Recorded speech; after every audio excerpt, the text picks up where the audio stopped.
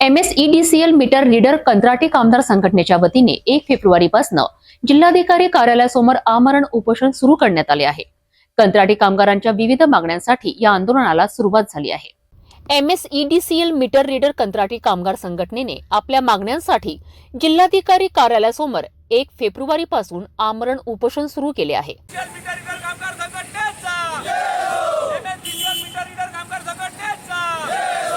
कंत्राटी विद्युत मीटर कामगारांना वयाच्या सेवानिवृत्ती वर्षापर्यंत शाश्वत रोजगार देण्यात यावा।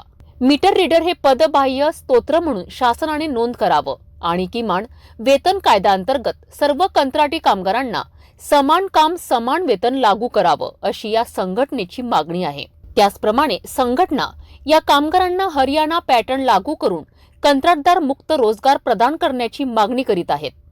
त्यासोबतच सर्व कंत्राटी कामगारांना निर्धारित देय, भत्ते आणि वैद्यकीय सुविधांचा लाभ मिळावा अशी ही मागणी आहे। संघटनेच्या वतीने या आंदोलनाला जोरदार समर्थन मिळालं असून काम बंद आंदोलन सुरू असतानाही या कंत्राटी कामगारांच्या समस्यांचा उच्चस्तरीय विचार होण्याची अपेक्षा व्यक्त केली जात आहे। मी MSEDCL मीटर रीडर कंत्राटी कामगार सेनेचा जिल्हाध्यक्ष भारतभाऊ वानखडे। आज आम्ही 6 महिन्यापूर्वी सर्व कामगार आयुक्तालय, जिल्हाधिकारी कार्यालय, CE, आमदार, खासदार, DY सगळ्यांना आम्ही आमच्या मागण्याची पूर्तता केली होती की येणाऱ्या काळामध्ये स्मार्ट मीटर हे जोरात लागणार आहे आणि आमचे मीटर रीडर हे सगळे बेरोजगार होणार आहे। कारण ते स्मार्ट मीटर नसून सेन्सर मीटर आहे। त्या सेन्सर मीटरने ॲटोमॅटिकली रीडिंग, ग्राहकाची ॲटोमॅटिकली रीडिंग ऑफिसला जाते आणि रीडरचं काम हळूहळू कमी होते। त्यामुळे आमच्या मीटर रीडर बांधवांवर 15 ते 20 वर्ष काम करत असताना आज ही बेरोजगारीची वेळ येण्याची शक्यता आहे। त्यामुळे आम्ही येथे काम बंद आंदोलन केलो आणि अचानक कमीत कमी आमचे मीटर रीडर अमरावती जिल्ह्यामध्येच नव्हे तर पूर्ण महाराष्ट्रामध्ये आम्ही हे बंदचं आवाहन केलेलं आहे। आणि आमचे मीटर रीडर वयाच्या 40 ते 50 वर्षामध्ये आहे आणि 40 ते 50 वर्षामध्ये आज सगळे मीटर रीडरना घरी बसण्याची वेळ आलेली आहे।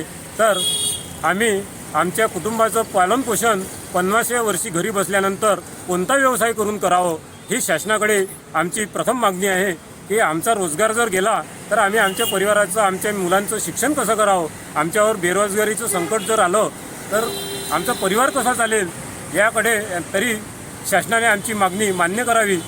आजपर्यंत आम्ही उन्हाळे, पावसाळे, हिवाळा सगळे ऋतूमध्ये काम करत आलो आणि तसेच कोरोना काळातसुद्धा आम्ही जीवाला न घाबरता आम्ही महावितरणचे महत्त्वाचे मीटर रिडिंगचे काम, महसुलाचे काम केलेले आहे। तरी आमची कोणीही दखल घेतली नाही आणि आमचा PF, ESI, आरोग्यसेवा या कोणत्याही मागण्या आजपर्यंत पुरवलेल्या नाही।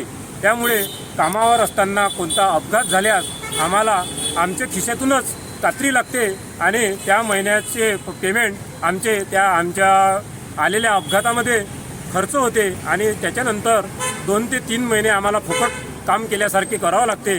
त्याच्यामुळं आमची ही मागणी आमच्या परिवारावर कोणत्यातरी प्रकारे उपासमारीची पाळी येत आहे, म्हणून ही मागणी पूर्ण करावी ही शासनाकडे माझी विनंती आहे। या आंदोलनाचे परिणाम कसे ठरतात आणि शासन या मागण्या कशा स्वीकारतात यावर लक्ष ठेवले जाईल।